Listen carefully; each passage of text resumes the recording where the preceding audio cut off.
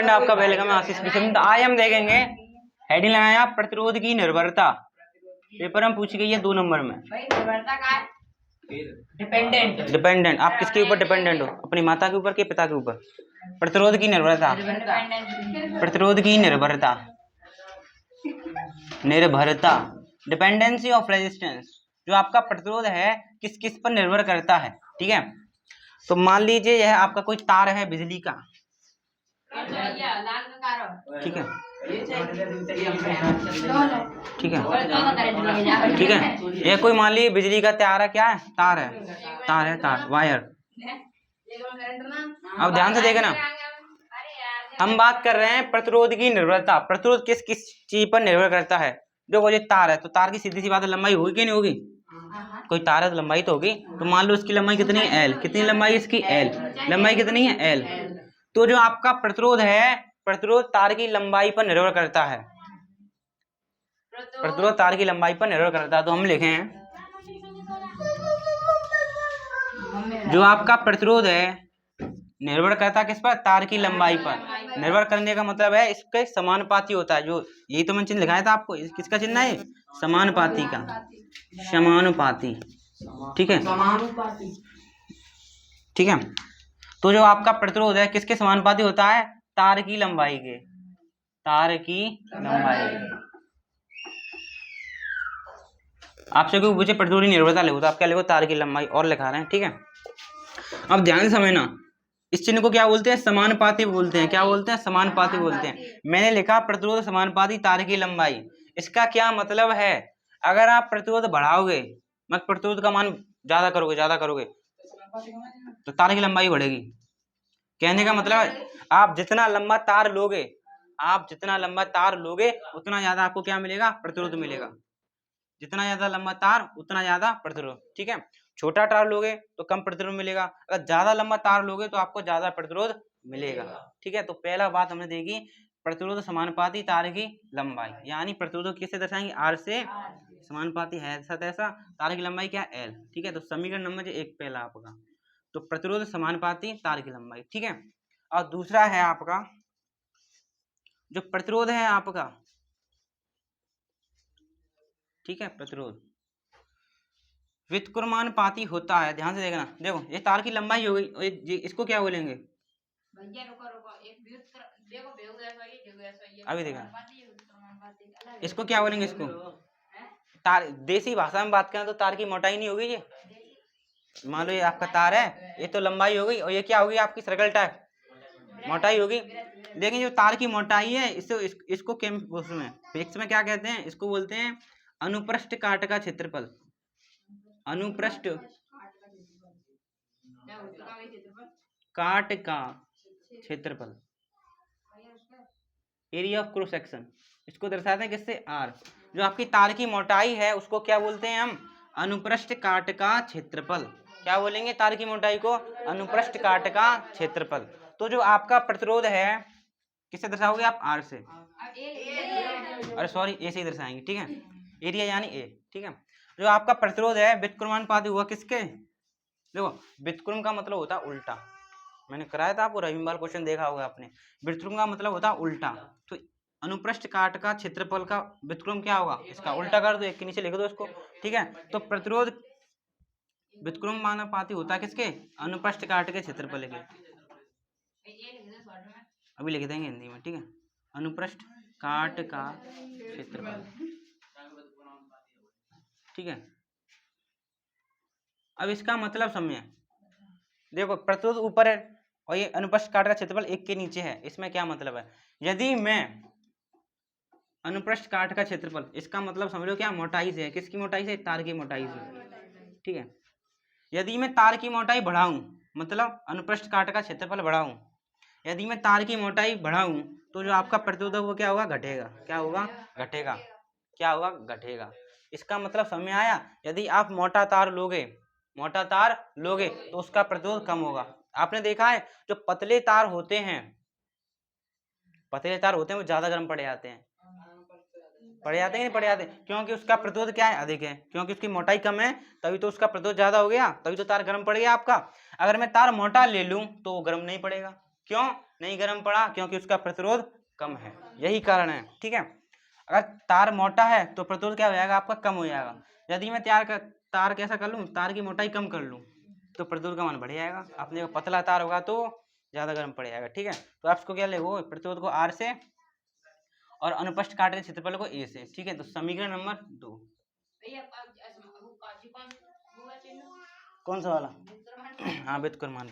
अब एक बात में एक यहाँ पर लिखूं मैं, अगर मैं आपसे पूछूं एक तार आपका लंबा है और पतला है, लंबे और पतले तार का प्रतिरोध कैसा होगा, ज्यादा होगा कि कम होगा? लंबे और पतले तार का प्रतिरोध ज्यादा होगा कम होगा? लंबे और पतले तार का प्रतिरोध कैसा होगा, ध्यानपूर्वक देखना, ज्यादा होगा। देख लो, मैंने आपको बताया था प्रतिरोध समानुपाती तार की लंबाई, जितना ज्यादा लंबा तार उतना ज्यादा प्रतिरोध। एक और बात बताई, अगर तार आपका मोटा है तो प्रतिरोध कम होगा, अगर पतला है तो ज्यादा होगा। तार आपका लंबा भी और पतला भी है तो प्रतिरोध आपको ज्यादा मिलेगा, क्योंकि लंबा तार होगा पतला भी होगा तो तार गर्म पड़ जाएगा जल्दी से, गर्म पड़ेगा तो आपका प्रतिरोध अधिक होगा। तो मैं एक बात लिख रहे हैं, हम यहाँ पे क्या लिखेंगे, लंबे और पतले तार का प्रतिरोध कैसा होता है, अधिक होता है, अधिक होता है। अगर मैं आपसे पूछूं छोटे और मोटे तार का प्रतिरोध कैसा होगा, कम होगा। जो पहले से उसकी लंबाई छोटी कर दी उसको मोटा और कर दिया तो प्रतिरोध कैसा हो जाएगा, उसका कम हो जाएगा। तो हम क्या लेंगे, छोटे और मोटे तार का प्रतिरोध, मोटे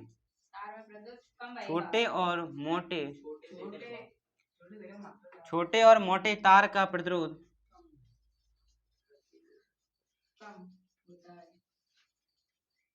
कम होता है। ठीक है, इतनी बात नोट करेंगे। अभी हम दोनों समीकरणों आपस में मिलन करेंगे और एक सूत्र लेकर आएंगे। नोट करें ध्यानपूर्वक, कैमरा नीचे किया गया।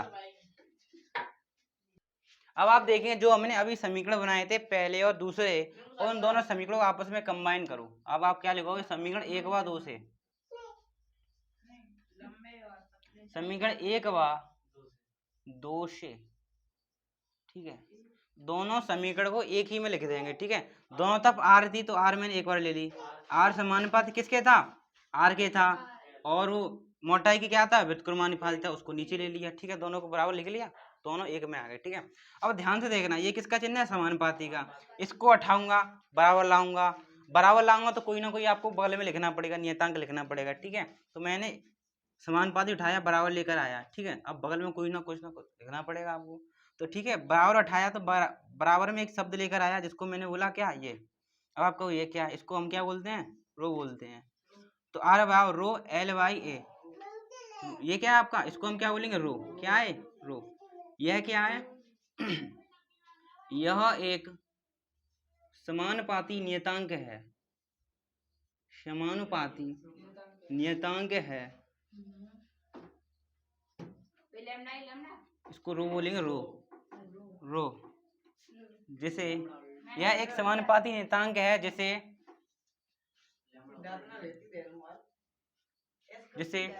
प्रतिरोधकता कहते हैं, क्या बोलते हैं इसको, प्रतिरोधकता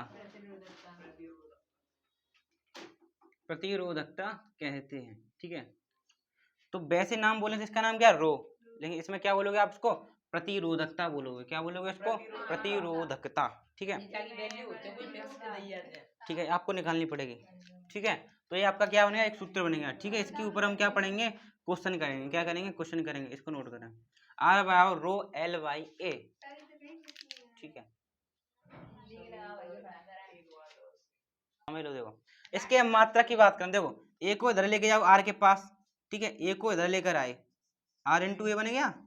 अब एल को आर इसके नीचे ले आओ, इसके नीचे भेज दो इसको, ये इधर गया, ये इधर गया, क्या बना आपका, आर ए वाई एल, और रो आपका अकेला हो गया। ठीक है, अब इसकी मात्रा की बात कर रहे हैं। देखो आर क्या है आपका, प्रतिरोध का मात्रा क्या होता है, ओम होता है कि नहीं होता है, ओम होता है। शॉर्टकट में लिखा ओम, ये वाला। ठीक है, ये क्या है आपका, एरिया का मात्रा क्या होता है, एरिया नहीं पता, एरिया का मात्रा होता है मीटर स्क्वायर। जैसे मैं आपसे बोलूं, ठीक है, एरिया क्या होता है आपका लंबाई इंटू चौड़ाई, मात्रक होता है इसका मीटर स्क्वायर, ठीक है। तो एरिया का मात्रक क्या होगा मीटर स्क्वायर यानी एम स्क्वायर, ठीक है। एल है आपकी लंबाई, लंबाई का मात्रक क्या होता है, लंबाई किस में नापते हैं, मीटर में ही तो नापते हो कि लीटर में नापते हो, मीटर में, ठीक है। तो एल का मात्रक मीटर। अब आप देखना ऊपर 2 मीटर नीचे 1 मीटर, 1 मीटर से 1 मीटर चला गया, मतलब ऊपर 2 बैठे एक नीचे मीटर है, तो 1 मीटर से 1 मीटर चला गया, तो आपका क्या बचा ओम इंटू मीटर, ठीक है। तो रो का मात्रक आपका क्या निकल कर आया ओम इंटू मीटर, ये क्या निकल गया आपका मात्रक निकल कर आया किसका, रो का, यानी प्रतिरोधकता का। और आपसे कोई पूछे प्रतिरोधकता का मात्रक क्या होता है ओम इंटू मीटर, ठीक है। मात्रक को नोट कर सकते हैं, कैमरा नीचे किया गया, ठीक है। इसको मिटाला जा रहा है, ठीक है। अब क्वेश्चन को देखें, ठीक है। एक क्वेश्चन कराया जा रहा है, मान लीजिए वी हैव अ वायर, ठीक है। मान लीजिए आपके पास कोई तार है, क्या है, पहले क्वेश्चन को समझेंगे, ठीक है। अगर देखो आपको तार से लंबाई और मोटाई से संबंधित प्रश्न मिले तो आप ये वाले सूत्र का प्रयोग करोगे जो अभी लिखाया गया था, ठीक है। मान लीजिए आपके पास कोई एक तार है, क्या है, तार है, इसकी लंबाई कितनी है एल, लंबाई कितनी है एल, ठीक है। इसकी जो मोटाई होती है आपको पता है क्या होती है ए यानी एरिया। और एरिया क्या होता है आपने पढ़ा है स्कूल में, नहीं पढ़ा तो देख लें दोबारा। जो आपका एरिया होता है वह होता है क्या पाई आर स्क्वायर, क्या होता है पाई आर स्क्वायर। जो गोलाशी होती है कोई, इसका आपसे कोई एरिया पूछे तो क्या होता है ए बराबर पाई आर स्क्वायर, ये पता है सबको, पता है, ठीक, ठीक है। ये तार की लंबाई हुई कितनी एल, और ये एरिया होता है आपका ए बराबर पाई आर स्क्वायर, इतनी आपको बात पता होगी, ठीक है। तो एक एल लंबाई का एक आपका कोई तार है, ठीक है, और इसकी जो त्रिज्या है, त्रिज्या वह कितनी है आपकी 2r, कितनी त्रिज्या है 2r।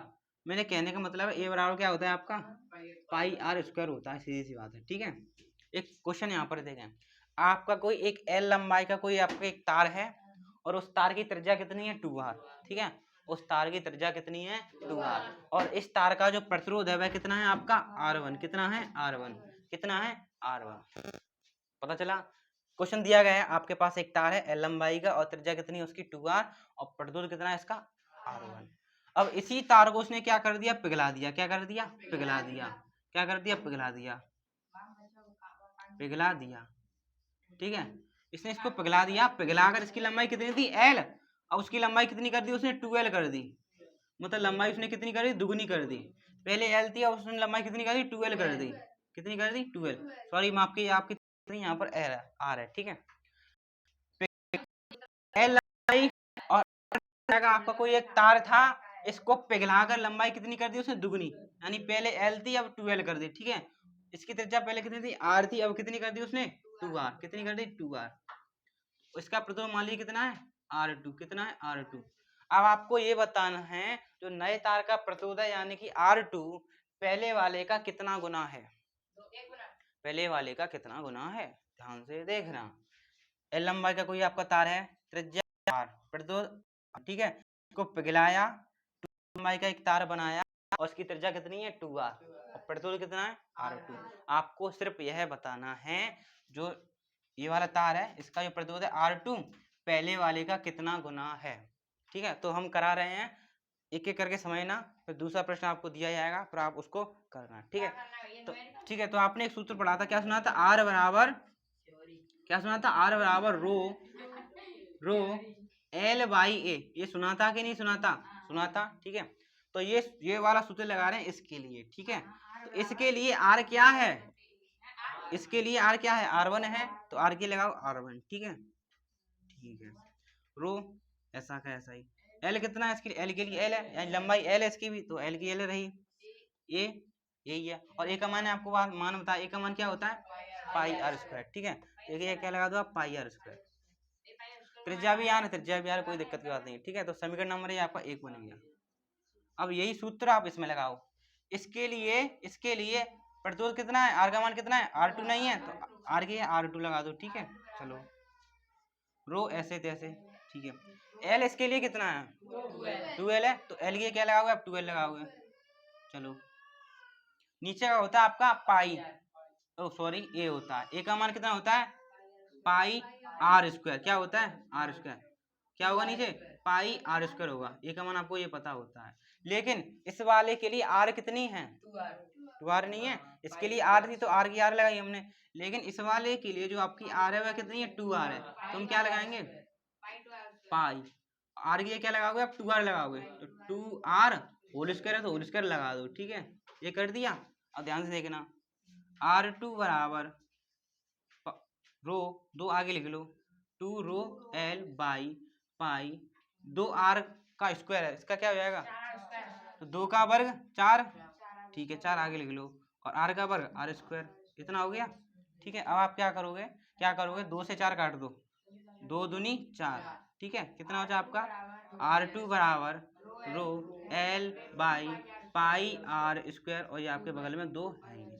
अब आप ध्यान से देखना, इतना इतना इस प्रकार लिख दे रहा हूँ, इतना किससे मैच खा रहा है, इससे मैच नहीं खा रहा, मैच खा रहा कि नहीं खा रहा, तो इतने सारे की जगह मैं r1 रख दूं, तो आप क्या बचेगा आपको, r2 बराबर 1/2 तो है ये बगल में, और इस इतने का सारे का मान क्या है आपका r1। तो आपने क्या देखा, इतने सारे का मान r1 नहीं है ना, 2 को मैं छोड़ दूं तो आपका इतना सारा क्या r1 नहीं बचा आपका, तो मैंने r1 लिख दिया, तो आपका क्या निकल कर आया, जो आपका नए वाला तार है इसका जो प्रतिरोध है r2, पहले वाले कितना है, आधा है, दो का भाग नहीं दिखाई दे रहा आपको, तो इसका मतलब है जो आपका जो नया तार बना है इसका जो प्रतिरोध है R2 पहले वाले कितना है, आधा है, तो R2 बराबर क्या निकल कर आया आपका, 1/2 इंटू R1, ठीक है, समझ में आया, तो नोट करेंगे, नहीं समझ में आओ तो दोबारा पूछेंगे।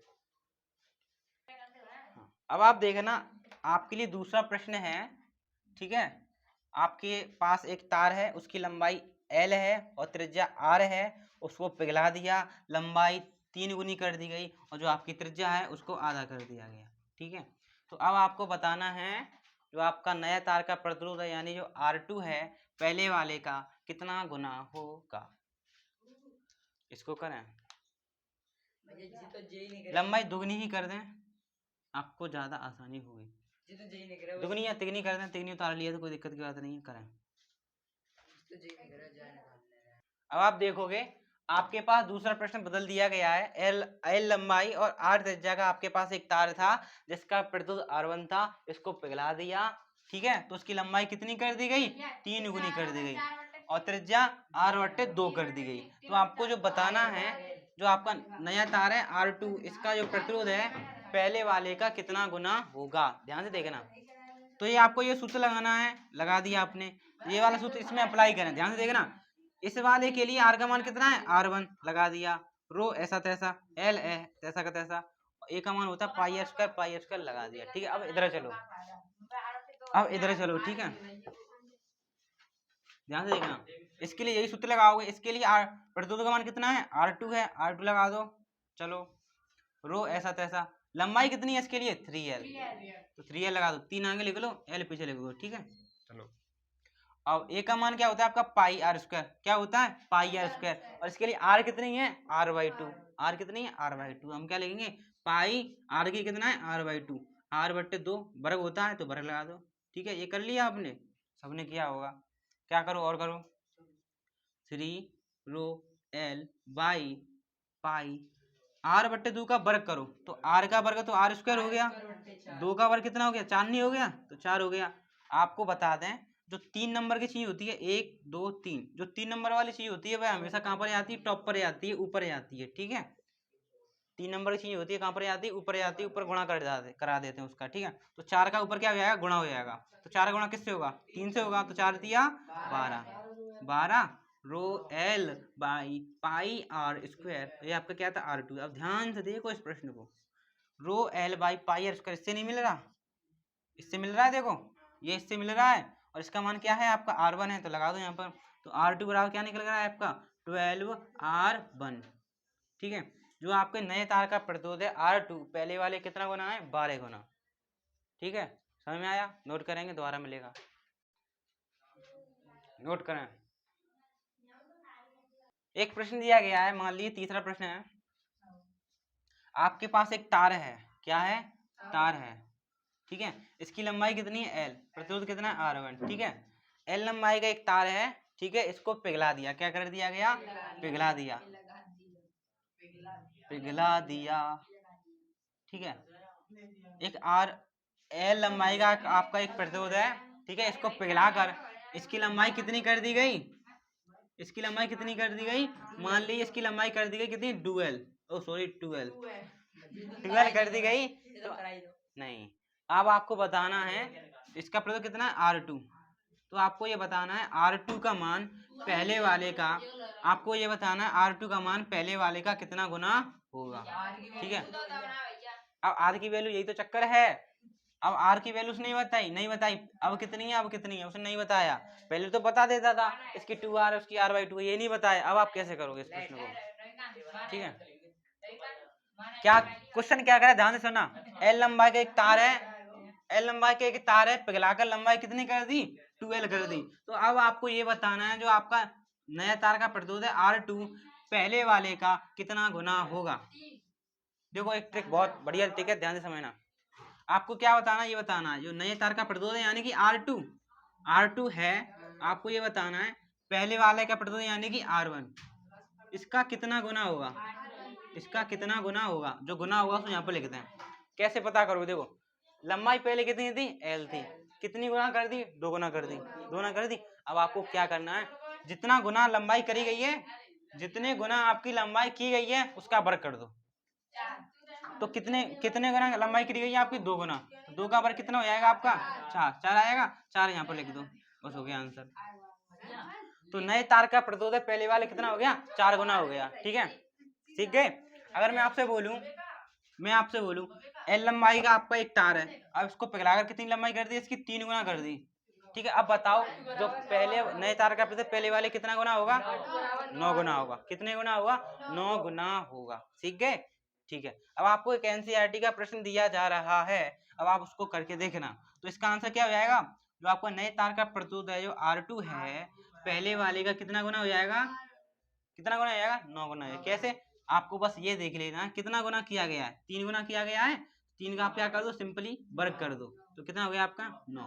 तो नए तार का प्रतिरोध है R2 पहले वाले का 9 गुना हो गया, ठीक है। अब आपके लिए एक प्रश्न दिया जा रहा है एनसीईआरटी में से, देखेंगे ध्यान से। तो आपके लिए एक प्रश्न दिया गया है एनसीईआरटी का जो जो बहुत साल पेपर में आया गया है, ठीक है। कह रहा है किसी तार की लंबाई उसकी प्रारंभिक लंबाई की 5 गुना कर दी जाती है, तो जो उसका नए तार का प्रतिरोध कितना गुना हो जाएगा। तो मैंने आपको ट्रिक बताई है, जितना गुना किया गया उसका क्या कर दो, आप सिर्फ पल वर्ग कर दो। तो 5 का वर्ग कितना हो गया आपका, 25 हो गया, तो 25 गुना क्या हो जाएगा, इसका प्रतिरोध हो जाएगा, ठीक है। यही आंसर है, नोट करेंगे ऑप्शन नंबर 1। तो आज के लिए इतना ही, थैंक यू।